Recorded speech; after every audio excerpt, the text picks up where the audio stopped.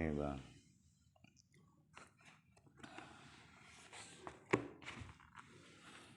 wala yu'tabaru khuldul jiwari fihi.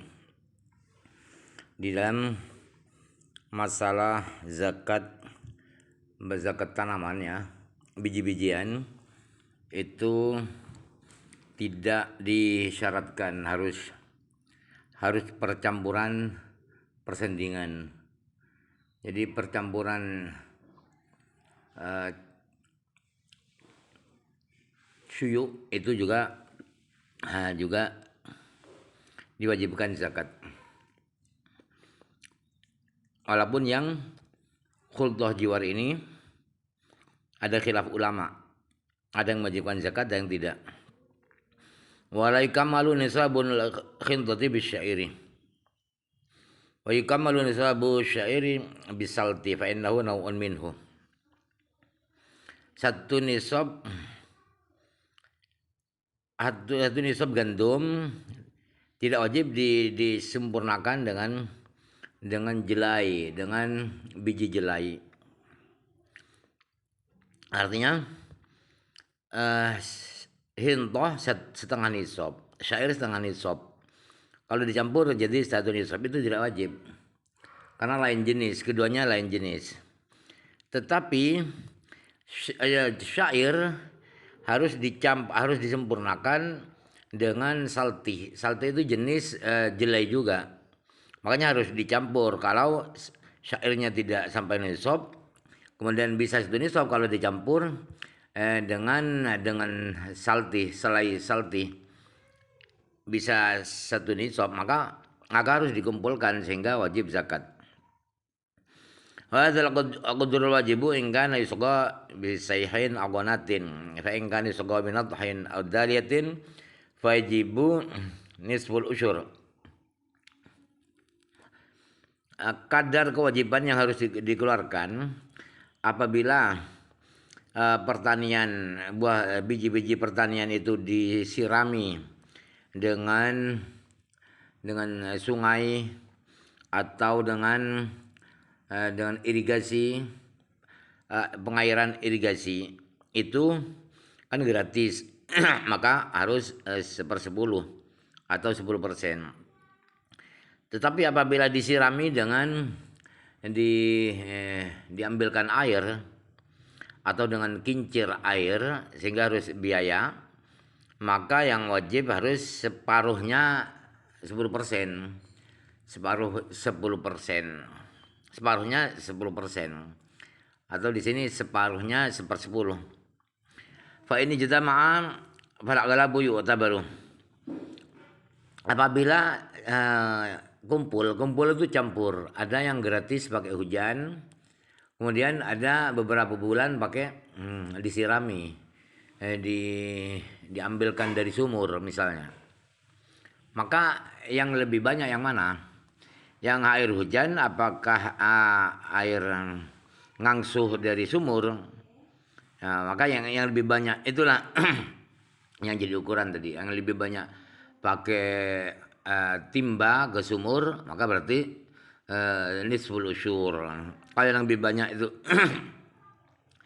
yang lebih banyak penyiraman dengan air hujan dan irigasi, maka usyur ya 1/10. Wa amma sifatul wajibi fatamru zabibul yabisu wal habbul yabisu badan tangqiyati. Adapun modelnya sifat itu, sifat corak karakter sifat biji yang wajib dikeluarkan itu seperti apa bentuknya? Iyalah harus yang kurma kering, yang anggur juga anggur kering. Jadi yang basah nggak boleh, harus dikeringkan dulu, harus dijemur dulu. Dan biji yang sudah kering, ya kalau beras, kalau jagungnya kering setelah dibersihkan dari dedak, dari katul.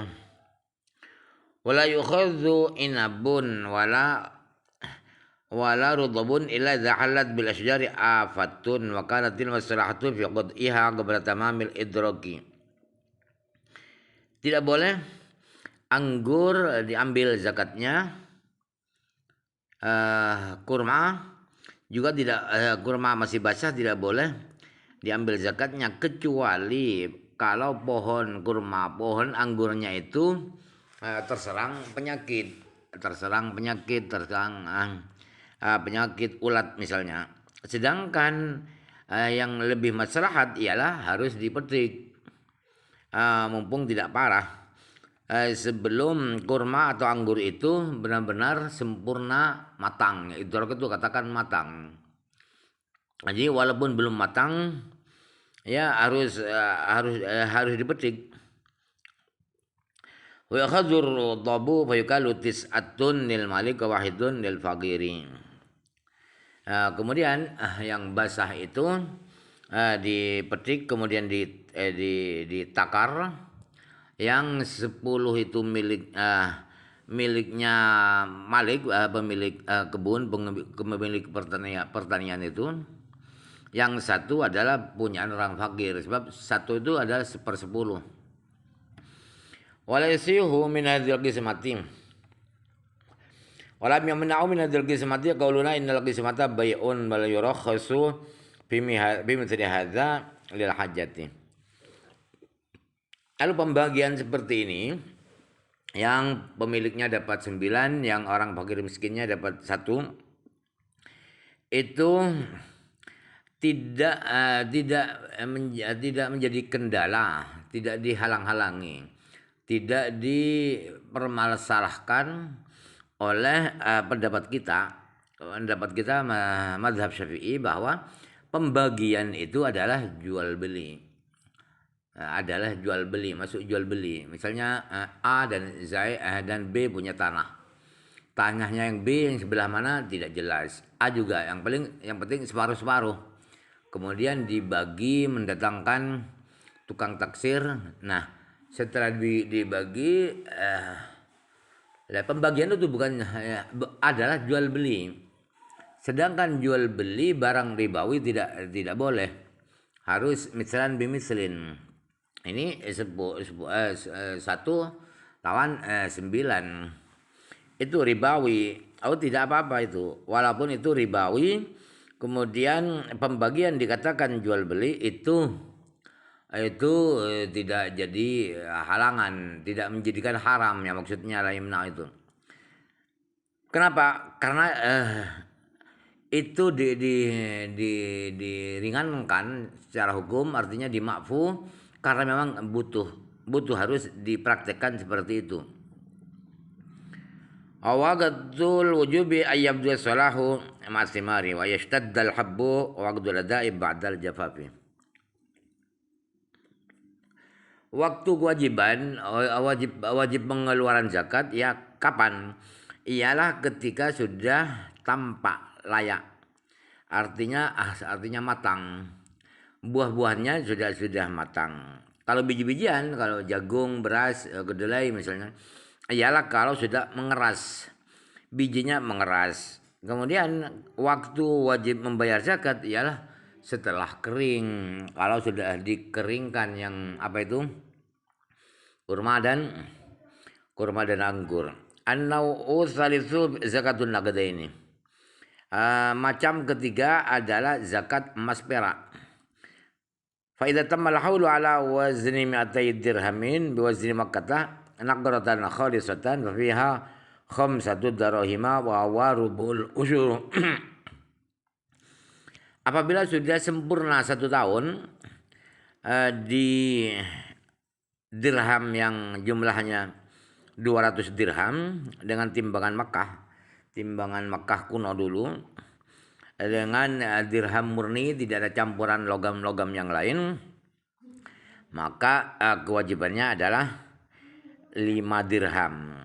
5 dirham itu dibanding dengan 200 dirham adalah rubul usyur, adalah 4/10. 4/10 itu untuk 200 dirham adalah 5 dirham. Yang dikeluarkan 5 dirham. Wa ma zada fa bihisabihi walau dirhaman. Kemudian kok lebih 1 dirham misalnya, maka ya dihitung juga ada 4/4 1/10 itu ada 4/10. Lain dengan kambing, onta, sapi itu lebih 2 agak berpengaruh. Tidak harus disembelih terus dagingnya, enggak kalau sapi, onta, kambing. Tetapi kalau emas dan perak lebih sedikit harus dihitung, yaitu rubul usyur itu. Wa nisabu dzabi syuruna mithqalan khalisan min biwazn Makkah fiha rubul usyuri kama zada bi hisabi.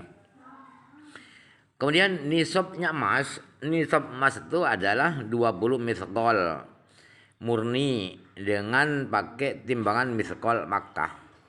Kalau sudah 20 mithqal, kewajibannya adalah 4/10 atau 1/4-nya 1/10.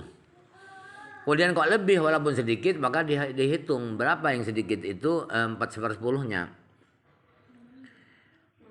Wa inna qasam minan nisabi habbatun fala zakata. Apabila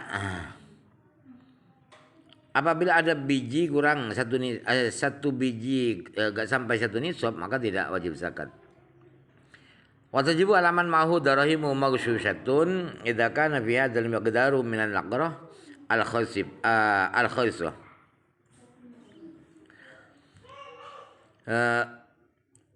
Orang yang memiliki dirham campuran, dirham yang ada logam lainnya, ada logam aluminium misalnya ya. Itu apabila yang murni itu sampai 200 dirham, yang murni sampai 200 dirham ya wajib zakat. Nah, jadi yang campurannya enggak boleh dihitung. Wa tajibu zakatu fit tibri wa fil huliyil mahduri kawani dzahabi wal fiddati wa maraqibidz dzahabil rijali. Zakat emas perak juga wajib di emas yang bahan baku ya, dan emas perhiasan yang haram seperti wadah-wadah emas, piring emas, sendok emas, garpu emas, laki-laki perempuan sama haram semua. Itu wajib dikeluarkan zakatnya. Dan kendaraan emas bagi seorang laki, sadel emas di kudanya, itu kalau satu nisab wajib keluarkan zakatnya sebab haram. Wala tajibu fil hujul mubahi. Kemudian zakat tidak wajib di esan yang mubah perempuan, kan mubah orang perempuan.